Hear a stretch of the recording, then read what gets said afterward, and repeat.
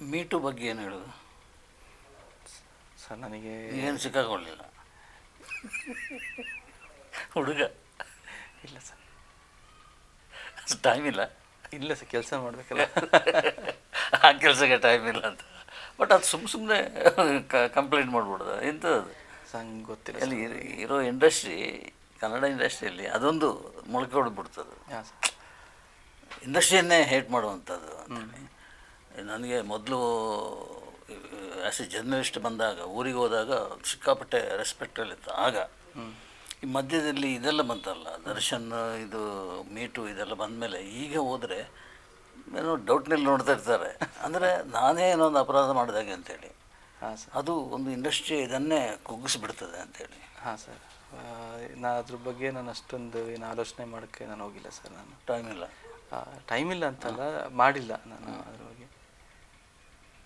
ರಾಜ್ಕುಮಾರ್ ಬಗ್ಗೆ ಏನು ನೀವು ತಿಳ್ಕೊಂಡ? ರಾಜ್ಕುಮಾರ್ ಹೇಗಿದ್ದಾರೆ ಸರ್? ನಮ್ಮ ತಂದೆಯಿಂದಲೇ ನಾನು ರಾಜ್ಕುಮಾರ್, ನಾನು ಹೇಳ್ತೀನಲ್ಲ ಸರ್, ನಮ್ಮ ಮನೇಲಿ ಇವತ್ತೂ ನಮ್ಮ ತಂದೆಯವರು ಎಷ್ಟೋ ಹಾಡುಗಳನ್ನ ಹಾಡ್ತಾರೆ. ಇವತ್ತು ಕೆಲವೊಂದು ಸತಿ ಎಲ್ಲ ನಮ್ಮ ತಂದೆಯವ್ರ ಜೊತೆ ನಾನು ಮಾತಾಡ್ಬೇಕಾದ್ರೆ ಅಥವಾ ಸಣ್ಣ ಪುಟ್ಟ ಜಗಳ ನಾವು ಮಾಡ್ಬೇಕಾದ್ರೆ ನನಗೆ ಎಷ್ಟೋ ಕಡೆ ಅವ್ರು ಅಳಬೇಕಾದ್ರೆ ಇವತ್ತೂ ನಾನು ಅವ್ರ ಹಾವಭಾವಗಳಲ್ಲಿ ರಾಜ್ಕುಮಾರ್ ಅವ್ರು ಕಾಣ್ತಾರೆ, ಅಮಿತಾಬ್ ಬಚ್ಚನ್ ಅವ್ರು ಕಾಣ್ತಾರೆ. ಗ್ರೇಟೆಸ್ಟ್ ಫ್ಯಾನ್ ನಮ್ಮ ತಂದೆಯವರು ರಾಜ್ಕುಮಾರ್ ಅವರು. ಆಮೇಲೆ ನಮ್ಮ ತಂದೆಯವರು ಅವರ ಯಂಗರ್ ಡೇಸಲ್ಲಿ ರಾಜ್ಕುಮಾರ್ ಅವ್ರದ್ದು ಶೋಸ್ ಆಗ್ತಾಯಿತ್ತಲ್ಲ, ಅಲ್ಲಿ ನಮ್ಮ ತಂದೆ ಸಿಂಗರ್ ಆಗಿ ಹೋಗಿ ಹಾಡಿದ್ದಿದೆ. ಮೈಸೂರು ಮೋಹನ್ ಅವರ ಆರ್ಕೆಸ್ಟ್ರಲ್ಲಿ ನಮ್ಮ ತಂದೆ ಸಿಂಗರ್ ಆಗಿ ಬರ್ತಾಯಿದ್ರು. ಸೊ ಅವ್ರು ಯಾವಾಗೆಲ್ಲ ರಾಜ್ಕುಮಾರ್ ಅವ್ರದ್ದು ಅವ್ರ ಟ್ರೂಪನ್ನೇ ಅವ್ರಿಗೆ ಮ್ಯೂಸಿಷಿಯನ್ಸ್ ಎಲ್ಲ ನುಡಿಸ್ತಾ ಇದ್ದಿದ್ದು. ಸೊ ಅವಾಗ ಇದರಲ್ಲಿ ನಮ್ಮ ತಂದೆಯವರು ಹಾಡಿದ್ದಿದೆ. ಸೊ ಅವ್ರ ಜೊತೆ ಅವರು ಹಾಡಕ್ಕೆ ಬಂದಾಗ ಅವರು ಹಾಡಬೇಕಾಗಿರೋ ಬುಕ್ಕನ್ನು, ಸಾಹಿತ್ಯ ಬುಕ್ಕನ್ನ ಎತ್ತಿಕೊಟ್ಟು ಅವರು ರೆಸ್ಟ್ ಮಾಡ್ಬೇಕಾದ್ರೆ ನಮ್ಮ ತಂದೆಯವರು SPB ವಾಯ್ಸ್ನೆಲ್ಲ ತುಂಬ ಚೆನ್ನಾಗಿ ಹಾಡೋರು ನಮ್ಮ ತಂದೆ. ಸೊ ನಮ್ಮ ತಂದೆಯವರು ಹಾಡಿದ್ದ ಕತೆಗಳೆಲ್ಲ ನಾನು ಕೇಳಿದ್ದೀನಿ. ಅವರ ಮ್ಯೂಸಿಕಲ್ ನಾಲೆಡ್ಜ್ ಅಂದರೆ ಅವರ ಒಂದು ಎಷ್ಟು ಯಾವ ಮಟ್ಟಕ್ಕೆ ಅವರ ಸಂಗೀತ ಜ್ಞಾನ ಇತ್ತು ಮತ್ತು ಯಾರ ಹತ್ರನೂ ಹೇಳೋದಿಲ್ಲ. ಬಟ್ ಒಂದು ರಾಗ ಪ್ರಯೋಗ ಹಿಂಗಿರಬೇಕು ಅಂತ ಹೇಳಿದ್ರೆ ಹಾಗೆ ಹಾಡ್ತಾರೆ ಅವರು. ನಮ್ಮ ತಂದೆಗೆ ಹತ್ರದಿಂದ ಪ್ರೋಗ್ರಾಮ್ಸ್ಗಳು ನೋಡಿದ್ರಿಂದ ಸೊ ನಮ್ಮ ತಂದೆಯವರಿಗೆ ಚೆನ್ನಾಗಿ ಗೊತ್ತು, ಅಂದರೆ ಅವ್ರಿಗೆ ಎಷ್ಟು ನಾಲೆಡ್ಜ್ ಇದೆ ಮ್ಯೂಸಿಕ್ಕಿಗೆ ಏನು ಅಂತ. ಸೊ ರಾಜ್ಕುಮಾರ್ ಅವರು ಹೆಂಗೆ ಅಂತ ಹೇಳಿದ್ರೆ ನಮ್ಮ ತಂದೆಯವರು ಅಪ್ಪು ಸರ್ ಬಂದು ಅವಾಗೆಲ್ಲ ಚಿಕ್ಕ ಹುಡುಗ ಅಂತೆ. ಸೊ ಬಾಂಗು ಎಲ್ಲ ನಮ್ಮ ತಂದೆಯಲ್ಲಿ ನುಡಿಸ್ಬೇಕಾರೆಲ್ಲ ಅವ್ರು ಬಂದು ಸಡನ್ನಾಗಿ ದಬ ಅಂತ ಇಲ್ಲಿ ಚಿಕ್ಕ ಹುಡುಗರಲ್ವ. ಸೊ ಇದೆಲ್ಲ ಕಥೆಗಳೆಲ್ಲ ನಮ್ಮ ತಂದೆ ಹೇಳ್ತಾರೆ. ನಮ್ಮ ತಂದೆಯವರು ಶಿವಣ್ಣವರು ಒಂದೇ ಏಜ್ ಗ್ರೂಪ್ ಆದ್ದರಿಂದ ಎಲ್ಲರನ್ನೂ ನಮ್ಮ ತಂದೆಯವರಿಗೆ ಲೋಕಿ ಅಂತ ಕರೀತಾ ಇದ್ರಂತೆ ಆವಾಗ. ಆ ಟೈಮಲ್ಲಿ ಹಿಂಗಾಗಿತ್ತು. ಸೊ ಅವರ ಅವಿಭಾಜ್ಯ ಅಂಗ ನಮ್ಮ ಫ್ಯಾಮಿಲಿಯಲ್ಲಿ ಅಣ್ಣವರು, ಅವರ ಕಥೆಗಳು, ಅವರ ಜೊತೆ ನಮ್ಮ ಆ ಪ್ರೋಗ್ರಾಮ್ ಟೈಮಲ್ಲಿ ನಮ್ಮ ತಂದೆಗೆ ಸಿಕ್ಕಿರೋ ಒಂದು ಅನುಭವಗಳು, ಇದೆಲ್ಲನೂ ಒಂದು ಏನಾದರೂ ಒಂದು ವಿಚಾರಕ್ಕೆ ಅವ್ರ ಬಗ್ಗೆ ನಮ್ಮ ಮನೇಲಿ ಒಂದು ಮಾತುಗಳು ಬಂದೇ ಬರುತ್ತೆ. ಆಮೇಲೆ ನಮಗೆಲ್ಲ ಬ್ಲಡ್ ಒಳಗೆ ರಾಜ್ಕುಮಾರ್ ಹಾಕಿದೆ ನನ್ನ ತಂದೆ. ಹಿಂಗೆ ಈ ಹಾಡು ಹಿಂಗೆ ಹಾಡಿದ್ದಾರೆ ನೋಡು, ಸಂಗೀತದ ಮೂಲಕ. ಆ್ಯಕ್ಟ್ರಾಗಿ ಸುಮಾರು ಜನ ಗೊತ್ತು, ಅದು ಸಂಗೀತದ ಮೂಲಕ ಎಷ್ಟೋ ಅವ್ರು ಹಾಡ್ರೆ ಎಷ್ಟೋ ಹಾಡುಗಳು, ಇದು ಏನೇನು ಅವ್ರು ಯಾವ ರಾಗನ ಹೆಂಗೆ ಹಾಡಿದ್ದಾರೆ, ಯಾವ ನಮ್ಮ ಕವಿರತ್ನ ಕಾಳಿದಾಸದಲ್ಲಿ ನಮ್ಮ ಮಾಣಿಕ್ಯ ವೀಣಾ ಹಾಡು, ಅದನ್ನು ಹೆಂಗೆ ಹಾಡಿದ್ದಾರೆ, ನಾದಮಯ ತೋಡಿ ರಾಗದಲ್ಲಿ ಹೆಂಗೆ ಹಾಡಿದ್ದಾರೆ. ನನಗೆ ಫಸ್ಟ್ ನನಗೆ ತೋಡಿ ರಾಗ ಯೂಸ್ ಮಾಡಬೇಕು ಅನ್ನೋ ಒಂದು ಇದನ್ನು ತುಂಬಿದ್ದೇನೆ ನಾದಮಯ ಹಾಡನ್ನ. ಆ ಹಾಡಿಂದನೇ ನಾನು ಒಂದು ಹಾಡು ಒಂದು ಲೈಫಲ್ಲಾದರೂ ಒಂದು ತೋಡಿ ಮಾಡಬೇಕು ಅಂತಲೇ ಆ ತೋಡಿ ರಾಗದಲ್ಲಿ ಮಾಡಿದ್ದೆ ವರಹರೂಪಂ ಹಾಡು. ಸೊ ಆ ಥರ ನಾದಮಯ ಹೆಂಗೆ ಹಾಡಿದ್ದಾರೆ, ಅದೇ ತೋಡಿ ರಾಗ ಒಬ್ಬೊಬ್ಬರು ಒಂದೊಂದು ಪ್ರಯೋಗ ಇದೆ. ಅಣ್ಣವ್ರು ಹೆಂಗೆ ಪ್ರಯೋಗ ಮಾಡಿದ್ದಾರೆ, ಯಾವ ಆಲಾಪನೆ ಹೇಗೆ ಮಾಡಿದ್ದಾರೆ, ಯಾವ ಮ್ಯೂಸಿಕ್ ಡೈರೆಕ್ಟ್ರನ್ನ ಇದೇ ರಾಗನ ಹೇಗೆ ಯೂಸ್ ಮಾಡಿದ್ದಾರೆ, ಇದೆಲ್ಲನೂ ಬಂದು ನನಗೆ ನನ್ನ ತಂದೆ ಅವರಿಂದನೇ ಬಂದಿದ್ದು. ಈಗ ಕಂಠ ಹೇಗಿದೆ? ಈಗ ಹಾಡ್ತಾರೆ, ತಂದೆ ಹಾಡ್ತಾರೆ. ಅಂದರೆ ಈಗ ಮುಂಚಿನಷ್ಟು ಪ್ರೋಗ್ರಾಮ್ಸು ಡ್ಯಾಡಿ ಬಂದು ಇದು ಒಪ್ಕೊಳ್ತಾ ಇಲ್ಲ. ಈಗ ಲಿಮಿಟೆಡ್ ಆಗಿ ಆರ್ಕೆಸ್ಟ್ರಾ. ಎಸ್. ನಿಮ್ಮ ಹಾಡು ಸಿನಿಮಾದಲ್ಲಿ ಹಾಡುವಂಥ ಸಂದರ್ಭ ಬರಲಿಲ್ವಾ? ಅದೊಂದು ಅಂದರೆ ನನಗೆ ನಮ್ಮ ತಂದೆಯವರಿಗೆ ಒಂದು ಯಾವಾಗಲೂ ಒಂದು ಸಂಗೀತ ವಿಚಾರ ಬಂದಾಗ ಇದ್ಯಾಕೆ ಹಿಂಗೆ ಅಂದರೆ ನಾನು ಇದ್ಯಾಕೆ ಹಿಂಗೆ ಅನ್ನೋದು ಒಂದು ವಾಕ್ವಾದ ಇದ್ದೇ ನನಗೆ ತಂದೆಯವರಿಗೆ ಇದ್ದೇ ಇದೆ. ಓಕೆ. ಅವರು ಒಪ್ಪೋದೇ ಇಲ್ಲ, ನಾನು ಏನು ಮಾಡಿದ್ರು ಸಹ ಒಪ್ಪೋದಿಲ್ಲ ಅವರು. ಇದಿಲ್ಲ, ಇದು ಹಿಂಗೆ ಯಾಕೆ ಹಿಂಗೆ ಮಾಡಿದ್ಯಾ, ಇದು ಹಿಂಗೆ ಇರಬೇಕಲ್ವ ಅನ್ನೋದು ಅವ್ರೊಂದು ಇದು. ಸೊ ಇದರಿಂದ ಇಂದು ಆ ಒಂದು ಸಂದರ್ಭ. ಅಲ್ಲ, ಬನ್ನಿ ಅಪ್ಪಾಜಿ ಒಂದು ಹಾಡು ಹಾಡಿ ಅಂತೇಳಿ ಅವರಿಗೆ ಸೆಟ್ ಆಗುವಂಥ ವಾಯ್ಸಿಗೆ ಸೆಟ್ ಆಗುವಂಥ ಒಂದು ಹಾಡು. ಸರ್ ಮುಂಚೆ ಬಂದಿತ್ತು, ಮುಂಚೆ ಅಂದರೆ ನಾನು ಮಾಡಬೇಕಾದ್ರೆ, ಬಟ್ ಆವಾಗಿನ ಹಾಡುಗಳು ಯಾವುದು ರಿಲೀಸ್ ಆಗುವಂಥ ಸಂದರ್ಭ ಬಂದಿಲ್ಲ. ಬಟ್ ಬರುತ್ತೆ ಸರ್ ಅದು. ಅಂದರೆ ನನಗೆ ಅವ್ರಿಗೂ ನನಗೊಂದು ಯಾವಾಗ್ಲೂ ಒಂದು ಸಂಗೀತದ ವಿಚಾರದಲ್ಲಿ ನಾನು ಅವ್ರದ್ದು ಒಪ್ಪಲ್ಲ, ಅವ್ರು ನನ್ನ ಒಪ್ಪಲ್ಲ, ಆ ಥರ ಒಂದು ಅಲ್ಲ, ಈ ಪೊಸಿಷನ್ಗೆ ಬಂದದೇನು ಒಪ್ತಾರೆ.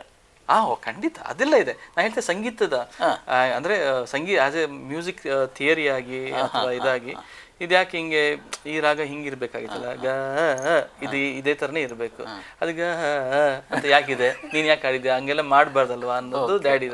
ನಾನು ಯಾಕೆ ಮಾಡಬಾರ್ದು ಡ್ಯಾಡಿ ಅಂತ ನಾನು ಆರೋಗ್ಯಕರ ಚರ್ಚೆ ಆ ಥರ. ಸೊ ಯಾಕೆ ಹಿಂಗಿದೆ ನೋಡು, ಈ ಸೌಂಡ್ ಯಾಕೆ ಹಿಂಗೆ ಇರ್ಬೋದಾಯ್ತಲ್ಲ, ನಿಂದು ಯಾಕೆ ನೋಡಿ ಅವ್ರ ಸೌಂಡ್ ಹಿಂಗಿದೆ, ನೀನು ಸ್ವಲ್ಪ ಇಂಪ್ರೂವ್ ಮಾಡ್ಕೊಬೇಕಲ್ಲ ನೀನು ಅಂತ.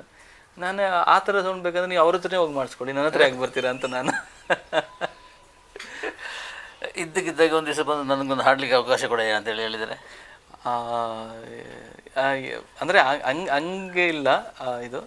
ಬಟ್ ನಾನು ಒಂದು ಹಾಡು ಖಂಡಿತ ಹಾಡಿಸ್ಬೇಕು ಅಂತ ನನಗಿದೆ. ಅಂದರೆ ಅವರ ಇದರಲ್ಲಿ ಅದು ಖಂಡಿತ ಅದು ಒಂದು ಕರೆಕ್ಟಾದ ಒಂದು ಇದರಲ್ಲಿ ಸೆಟ್ ಆಗಬೇಕು. ಯಾಕಂದರೆ ಸರ್ ಈಗ ಒಂದು ಸಿನಿಮಾದಲ್ಲಿ ಮುಂಚಿನ ಥರ ಅಲ್ಲ ಸರ್. ಈಗ ಒಂದು ಸಿನಿಮಾಗೆ ಒಂದು ಲಿರಿಸಿಸ್ಟ್ನ ನಾವು ಸೆಲೆಕ್ಟ್ ಮಾಡಬೇಕು ಅಂತ ಹೇಳಿದ್ರೆ 3 ಜನ ಡೈರೆಕ್ಟರ್, ನಾನು ಪ್ರೊಡ್ಯೂಸರ್, ಎಲ್ಲನೂ ಇರುತ್ತೆ. ಎಲ್ಲಾರನ್ನೂ ನಾನು ಬಂದು ನಾನು ಮ್ಯೂಸಿಕ್ ಆಗಿ ನನ್ನ ತಂದೆನೇ ನಾನು ಹಾಡಿಸಿದೆ ಅನ್ನೋ ಥರ ಒಂದು ಭಾವನೆ ಬರಬಾರ್ದು ಅನ್ನೋದು ನನ್ನ ಒಂದಿದು. ಅದು ನನ್ನನ್ನು ಅದು ಈಸ್ ವೆರಿ ಸ್ಟ್ರಿಕ್ಟ್. ಆಮೇಲೆ ರಿಸಲ್ಟ್ ಬಂದಾಗ ಇದಕ್ಕೆ ಇದಷ್ಟು ಪರ್ಫೆಕ್ಟ್ ಆಗಿದೆ ವಾಯ್ಸ್ ಬೇರೆ ಇಲ್ಲ ಅಂತ ಹೇಳ್ಬೇಕು ಅಲ್ವಾ? ಹೌದು. ಓಕೆ. ಮದುವೆ ಆಗಿದೆಯಾ? ಇಲ್ಲ ಸರ್, ಇಲ್ಲ. ಎಷ್ಟು ವಯಸ್ಸಿಗೆ? ಸರ್ ನನಗೆ ವಯಸ್ಸು ಬೇಕು. ಅಲ್ಲ 88 ಯಾವುದ್ರಲ್ಲೂ ನೋಡಿದಾಗ 1988 ಅಂತಿದೆ, ಆಮೇಲೆ ಇನ್ನೊಂದರಲ್ಲಿ ನೋಡಿದಾಗ 86 ಅಂತಿದೆ. ನನ್ನಿಂದ ತಪ್ಪಿಸ್ಕೊಳ್ಳಿಕ್ಕೆ ಸಾಧ್ಯ ಇಲ್ಲ. ಮದುವೆ ವಯಸ್ಸು ಅಲ್ವಾ? ಒತ್ತಾಯ ಇಲ್ವಾ ಮನೆಯಲ್ಲಿ? ತುಂಬಾ ಒತ್ತಾಯ ಇದೆ ಸರ್. ಅದು ಅದೇ ಅಂದರೆ ಇವಾಗ ನಾವು ಇನ್ನೊಂದು ಸಾಧನೆ ಮಾಡಬೇಕಲ್ಲ ಸರ್. ನಮಗೆ ಒಂದು ಸಾಧನೆ ಮಾಡಿ ನಾವು ಮಾಡಬೇಕು. ಅಲ್ಲ ಪಕ್ಕದಲ್ಲಿ ಇನ್ನೊಬ್ಬರು ಇರುವಾಗ ಸೇಮ್ ಮೈಂಡ್ ಇರುವಂಥವ್ರು ಇನ್ನೂ ದೊಡ್ಡ ಸಾಧನೆ ಮಾಡಲಿಕ್ಕೆ ಅನುಕೂಲ ಆಗುತ್ತಲ್ಲ. ಸರ್ ಅಲ್ಲಿ ನನಗೆ ಸ್ಟ್ರಿಕ್ಟಾಗಿ ನನಗೆ ಸಿನಿಮಾ ಬೇರೆ, ಫ್ಯಾಮಿಲಿ ಬೇರೆ ಅನ್ನೋದು ನಾನು ತುಂಬಾ ಕ್ಲಿಯರ್ ಆಗಿದ್ದೀನಿ ನನಗೆ. ಯಾಕಂದರೆ ನನಗೆ ಸದ್ಯ ಮದುವೆ ಆಗಿರೋದು ಸಂಗೀತನೇ ಸರ್. ಅದೇ ನನ್ನ ಮೊದಲನೇ ಮದುವೆ. ಎಷ್ಟು ಒತ್ತಡ ಉಂಟು ಮನೆಯಲ್ಲಿ? ಒತ್ತಡ ಅಂದರೆ ಹಂಗಿಲ್ಲ, ಅವ್ರಿಗೆ ಗೊತ್ತಿದೆ ಸರ್. ನನ್ನ ಮೇಲೆ ಅವ್ರಿಗೆ ಇದಿದೆ. ಅವನು ಹೇಳ್ತಾನೆ ಅಂದರೆ ಅವನ ಮನಸ್ಸಲ್ಲಿ ಏನೋ ಇದೆ, ಅದು ಮಾಡಲಿ ಅನ್ನೋದಿದೆ. ಆಮೇಲೆ ಅವರು ತಂದೆ ತಾಯಿಗೆ ಅವ್ರು ಏನು ಹೇಳಬೇಕು ಅವ್ರನ್ನ ಹೇಳ್ತಾನೆ ಇದ್ದಾರೆ. ಅದು ಆಗುತ್ತೆ ಸರ್, ಆ ಟೈಮ್ ಬಂದಾಗ ಖಂಡಿತ ಆಗುತ್ತೆ.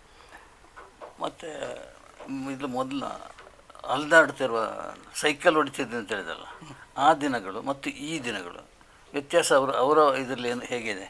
ಅದೇನೇನೆ ಸರ್, ಅದೇನೆ, ಏನು ವ್ಯತ್ಯಾಸ ಇಲ್ಲ ಅಪ್ಪ ಅಮ್ಮನ ಜೊತೆ. ಅಲ್ಲ ಅವರು ನೋಡೋ ದೃಷ್ಟಿ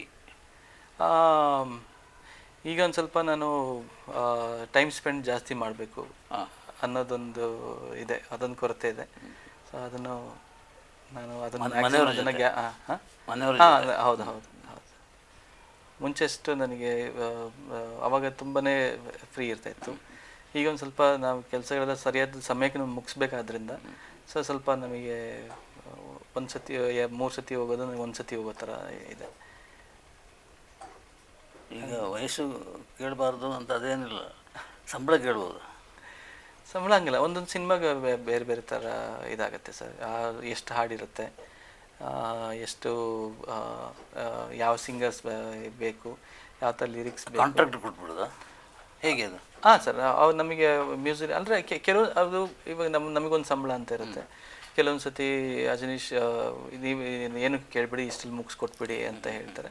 ಇಷ್ಟು ಅಂತ ಇಲ್ಲ ಸರ್. ಆ ಸಿನಿಮಾ ಪ್ರೊಡ್ಯೂಸರ್ಸಿಗೆಲ್ಲ ಗೊತ್ತಿರುತ್ತೆ ಒಂದು ಸಿನಿಮಾಗಂದರೆ ಎಷ್ಟು ಖರ್ಚಿರೋ ಅನುಭವ ಇರೋ ಪ್ರೊಡ್ಯೂಸರ್ಸ್ಗೆಲ್ಲ. ಸೊ ಅವ್ರಿಗೆ ಗೊತ್ತಿರುತ್ತೆ. ಸೊ ಅದು ನಾವು ಕೇಳೋಕ್ಕಿಂತ ಮುಂಚೆನೇ ಅವರೇ ನಮಗೆ ಕೊಟ್ಬಿಟ್ಟು. ಕೋಟಿ ದಾಟಿದೆ ಹಂಗಿಲ್ಲ ಹೇಳೋಕ್ಕಾಗಲ್ಲ ಸರ್. 10 ಕೋಟಿ ನಾನೇ ಆ ಲೆವೆಲ್ಗೆ 15 ವರ್ಷದ ಹಿಂದೆ 32 ಲಕ್ಷ ಹರಿಕೃಷ್ಣನಿಗೆ ಕೊಟ್ಟವನು ನಾನು. ನನ್ನ ಹತ್ರ ತಪ್ಪಿಸ್ಕೊಂಡಿದ್ದು. ಹಾಂ ಸರ್. ಈಗ ಆ ಲೆಕ್ಕಾಚಾರದಲ್ಲಿ 15 ವರ್ಷ ಎಷ್ಟಿರ್ಬೋದು? ಇಲ್ಲ ಸರ್, ಇನ್ನೂ ಅಷ್ಟೆಲ್ಲ ಡಿಮ್ಯಾಂಡ್ ಮಾಡೋಷ್ಟು ಇನ್ನೂ ಬೆಳಿಬೇಕಾಗಿದೆ. ಓಕೆ, ಮುಂದೆ ನೋಡೋಣ ಸರ್, ಅದು ಗೊತ್ತಿಲ್ಲಲ್ಲ ಸರ್ ಹೇಗೆ ಅಂತ. ಹೆಂಗೆ ಅದ ಮಟ್ಟಿಗೆ ಬೆಳಿಬೇಕು ಖಂಡಿತ. ಅಲ್ಲ, ಗುರು ಇದ್ದಾರೆ ಹಿಂದೆ. ಹಾಂ ಸರ್. ಅಲ್ವಾ? ಸೊ ಗುರಿ ನಮಗೆ ಬಂದು ನ್ಯಾಷನಲ್ ಹಾಗೂ ಇಂಟರ್ನ್ಯಾಷನಲ್ ಲೆವೆಲಲ್ಲಿ ಸಂಗೀತ ಸಂಯೋಜನೆ ಮಾಡಬೇಕು, ಸಿನಿಮಾಗಳಿಗೆ ಸಂಯೋಜನೆ ಮಾಡಬೇಕು ಅನ್ನೋದು ಇದೆ. ಸೊ ಈಗ ನಿಧಾನವಾಗಿ ಒಂದು ಅಂಬೆಗಾಲ್ ಥರ ಒಂದು ಬೇರೆ ರಾಜ್ಯಗಳಿಗೆ ಬೇರೆ ಭಾಷೆಗಳಲ್ಲಿ ಮ್ಯೂಸಿಕ್ ಮಾಡೋ ಒಂದು ಅವಕಾಶ ಸಿಕ್ಕಿದೆ.